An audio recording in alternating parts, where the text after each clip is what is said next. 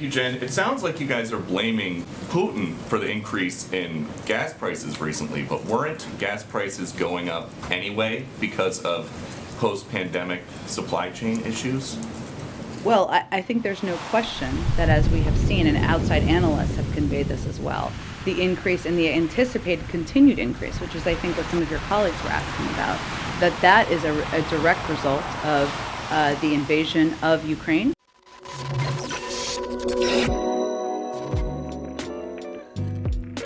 At the White House this week, Jen Psaki's blood turned into boiling oil. The kind of oil that's $5 at the pump when asked and pumped multiple times by Fox News' Peter Doocy, who's just a total champ at this point. We're such huge fans of Peter Doocy. We've met him a couple times. Really nice bro. Doesn't mean any harm, but is actually asking real questions inside of the briefing room as it pertains to what they're calling Putin's price hike, right? That's the repackaging of Democrats' failures. You may have noticed this week that your gas prices have gone up. I want to talk to you a little bit about why. A lot of it has to do with Vladimir Putin. Democrats have had price increases steadily since Joe Biden became president. You can see it in all the charts. Inflation, too. None of this has anything to do with Vladimir Putin shooting a single bullet in Ukraine. That happened at the end of February. All of this was happening a year beforehand. The patterns and signs and programming was already set. This administration is destroying this country, and Peter Doocy is destroying Jen Psaki. Let's watch this incredible takedown together. Get ready to see molten lava come out of Jen Psaki's eyeballs and hair. So that's just a regular day. Jen, it sounds like you guys are blaming Putin for the increase in gas prices recently, but weren't gas prices going up anyway because of post-pandemic supply chain issues?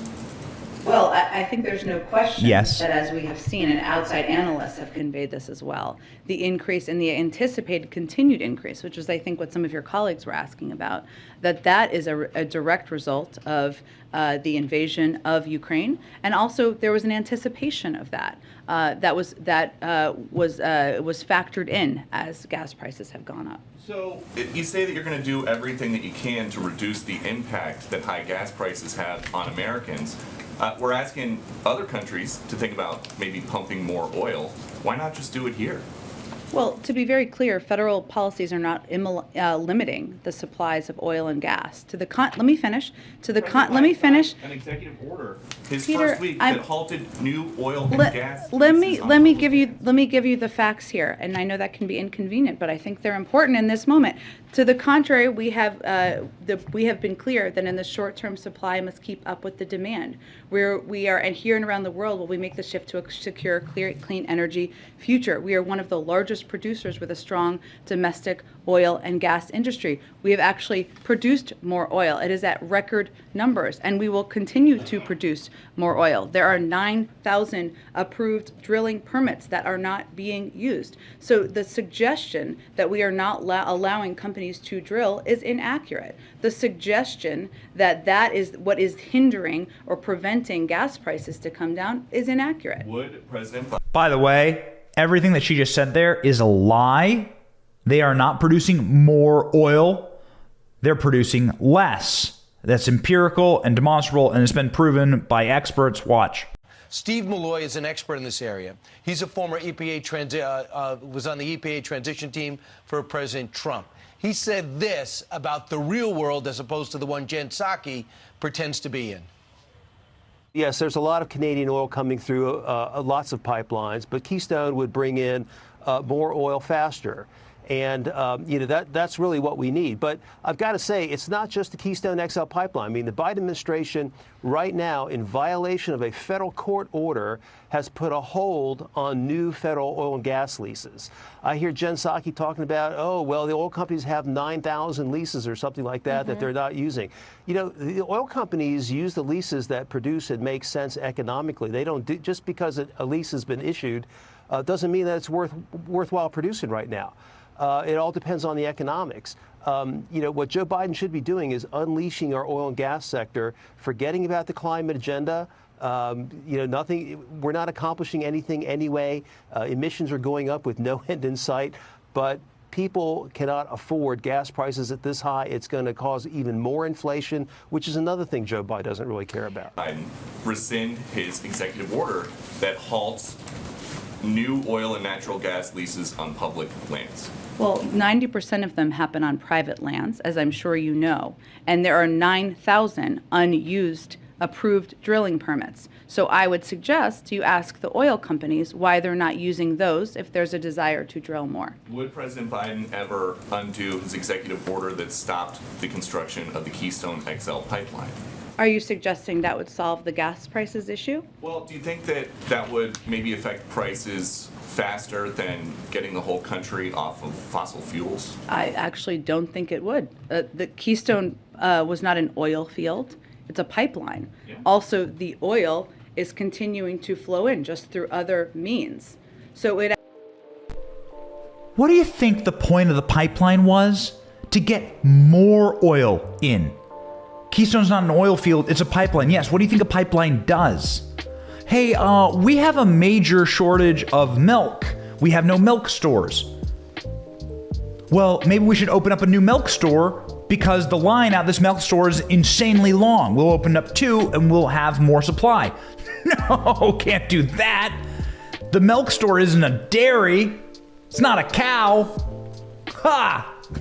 These people are such morons. They think you're stupid. Actually would have nothing to do with the current supply imbalance. So gas prices are approaching an all-time high per gallon.